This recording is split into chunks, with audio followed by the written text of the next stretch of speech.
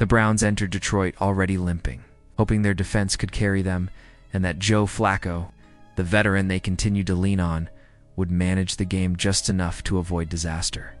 Instead, disaster found them. Flacco was strip-sacked in a moment that swung momentum completely out of Cleveland's hands. The Browns' special teams collapsed, surrendering a 65-yard punt return for a touchdown. With mistakes piling up, the offense sputtered, and any hopes of competing with the Lions evaporated. You don't march into Detroit and expect to win playing that kind of sloppy football. By the final whistle, frustration had boiled over. The fallout was immediate. Kay Cabot, one of the most respected voices covering the Browns, didn't hold back. In her post-game analysis, she declared what many had already been whispering: the Browns are at a crossroads. The time for change at quarterback is here. Cabot went further, dropping a bombshell revelation that shook the locker room. Shador Sanders has officially risen to the top of the list to start, even ahead of rookie Dylan Gabriel. The organization, she reported, is finally acknowledging what Sanders has shown behind closed doors, that he is ready for the responsibility of leading this team. Cabot's analysis was damning for Gabriel as well. While he had his own moment of opportunity when Flacco was benched, he failed to demonstrate the command and confidence needed to rally a huddle, let alone an entire team. Sanders, on the other hand, has reportedly done the opposite. His presence in practice, his poise on the scout team, and his steady confidence have left coaches buzzing. He has said it himself, he is ready for his opportunity.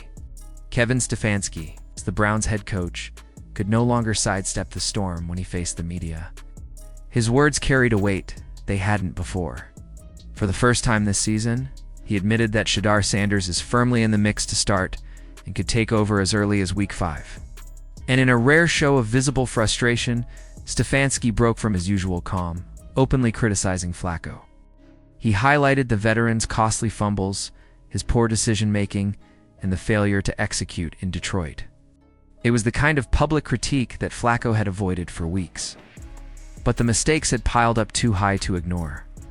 Flacco, to his credit, owned his failures. He admitted the pick-six thrown to Lions safety Kirby Joseph was on him, not Jerry Jeudy, who slipped on the route. He acknowledged that his turnovers gifted the Lions momentum and set Cleveland's defense up to fail. But accountability alone isn't enough to save a career. His stat line told the story: 16 completions on 34 attempts, 184 yards.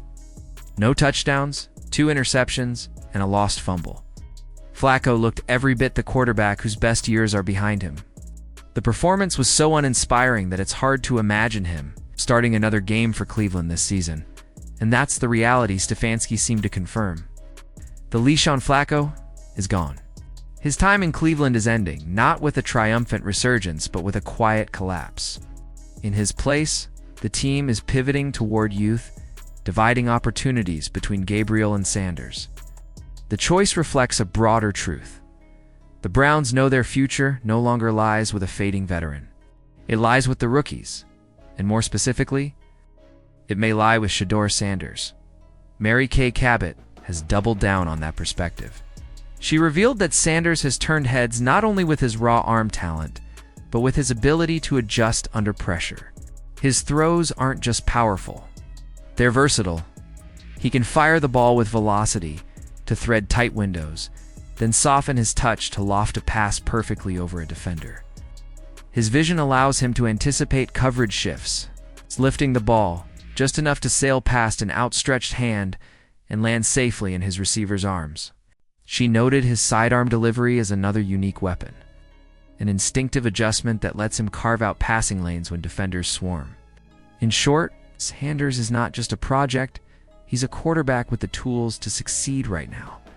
But if Sanders is ready, why hasn't he already been given the reins? That's the question burning in Cleveland. Some argue it's simply organizational caution, a desire to avoid rushing him before he's truly prepared. Others believe it's bias, reluctance to let the son of Deion primetime Sanders step into the spotlight and shift the narrative.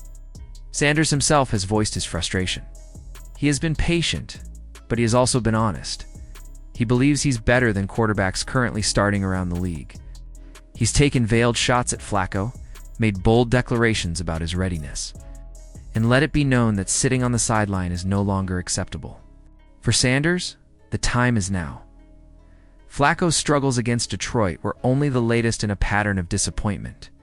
His failures against the Ravens and the Packers had already sparked doubt, and patience inside the organization has run thin.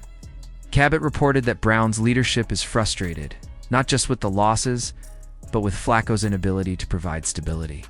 Against Baltimore, he was ineffective. Against Green Bay, he showed no improvement. Detroit was the final straw. The bar has been lowered to the bare minimum: clean football, no giveaways, and points on the board. Flacco couldn't even meet that. Which brings us back to Sanders. He's no longer just the promising rookie making noise in practice. He's the quarterback Browns fans are demanding to see. His confidence, his raw ability, and his refusal to stay silent have made him the face of the future even before he's taken a meaningful snap. And with every passing game, the pressure mounts. Stefanski can talk about patience. The front office can talk about development. But the truth is undeniable. Shador Sanders is ready. And keeping him sidelined is becoming impossible to justify. The frustration is not limited to the media or the fans. Within the Browns facility, the energy has shifted. Teammates have seen what Sanders brings on the scout team. They've seen the precision, the leadership, and the spark. And they know, just as Cabot reported, that his time is coming. Dylan Gabriel may still have potential, but he hasn't shown the same command. The Browns are staring at a choice, and everyone knows which way the momentum is pushing. For Sanders, the stakes couldn't be higher. This is not just about getting playing time. This is about carving out his identity in the NFL. He doesn't want to be known as primetime son, or the rookie with potential. He wants to be the quarterback who took his shot and proved he belonged. His frustration is not arrogance, it's hunger. And if the Browns hesitate too long, they risk losing him altogether. The road ahead for Cleveland is clear.